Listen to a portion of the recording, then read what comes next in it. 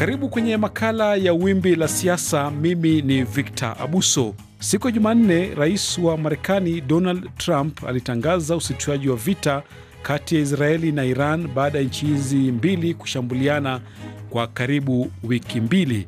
Israeli ilikuwa nchi ya kwanza kuishambulia Iran, ikilenga vituo vyake vya nuklia kwa madai kwamba ilikuwa inazuia taifa hilo kuendeleza mradi wake wa kutengeneza silaha za maangamizi, na zaidi ya watu 400 wameuawa nchini Iran.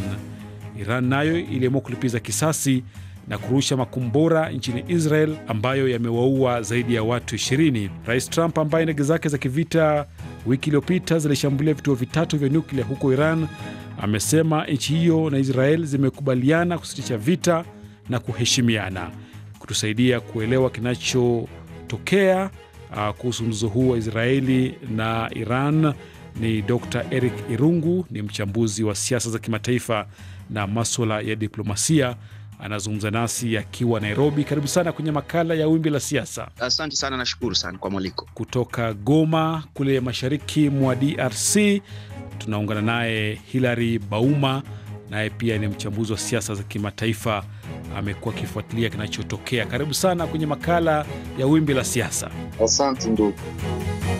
Na nianze nawe Dr. Eric Irungu, unafikiri mkataba huu ambao umepatikana utadumu? Asante. Kwanza niseme ya kwamba huu mwafaka ambao umeweza kupatikana ni jambo nzuri sana, kwa sababu panapotokea mgogoro au vita kama hivi, jambo ambalo ni la dharura ni kuhakikisha kwamba kunapatikana ule usitishaji wa vita. Ni nafasi na nguzo nzuri sana katika hali ya kuitafuta amani. Kwa swala la je, itaweza kudumu, hili ni swala gumu sana kusema, kwa sababu kunategemea wale ambao wanahusika katika hivi vita, na haswa ni Israel na Iran.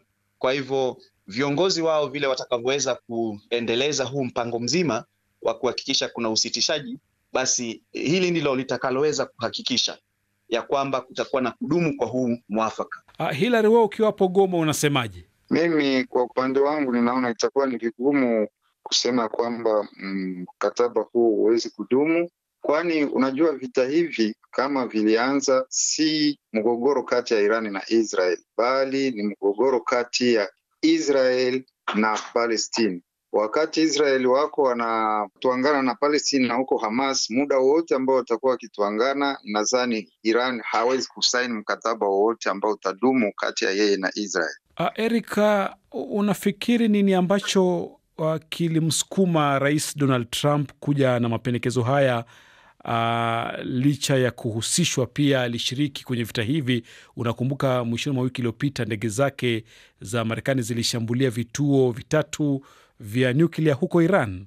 Kwa maoni yangu, mtazamo ninaona ni mambo mawili. La kwanza ni kwamba Marekani imeweza kuafikia malengo ambayo ilikuwa inataka, na mojawapo ya hili lengo ni kuhakikisha kwamba kuna usitishaji wa ule utaratibu wa kuweza kutengeneza nyuklia na kupata tuseme silaha. Na la pili ni kuona kama key ally wa Israel wanahakikisha kwamba huu usitishaji unahakikisha Marekani haihusishwi katika hivi vita.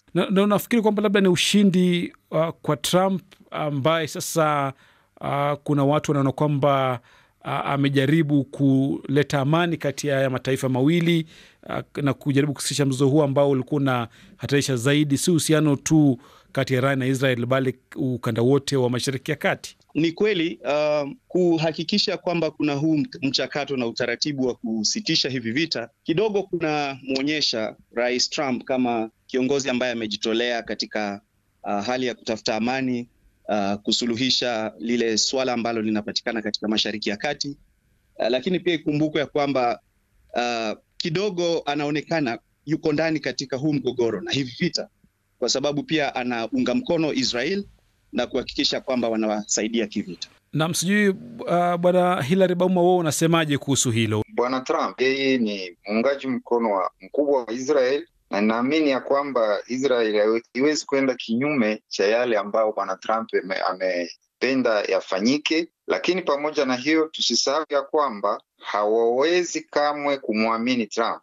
Watasema huyu ni mtu mwenye kusapoti Israel, Ni kusema anapenda tu wachukue muda, na ndio maana Wairani wanaweza tu kukubali kijuujuu, lakini kindani hawakubali kabisa. Saa chache tu baada ya mkataba huu kutangazwa na Rais Trump kupitia mitandao yake ya kijamii, tulishuhudia Iran ikiendelea kurusha maroketi na makombora katika maeneo mbalimbali ya Israeli. Labda Bwana Hillary, hii inamaanisha nini? Wairani hawamwamini Trump, wanaona kama hiyo yeye anafanya kazi tu kwa upande wa Israel, na ndio maana wao hawawezi kukubali kabisa mkataba ambao unatolewa na Trump. Pengine ungelitolewa na rais mwingine wangelikubali, huku wakitambua ya kwamba Trump yuko nyuma ya Israel. Huo mkataba wake hawezi kuamini, na hiyo ndio maoni yangu kwa upande huo. Ndio maana walionyesha wakishambulia huko Kata, nafasi zingine, wakionyesha ya kwamba wao hawakubaliani na huo mkataba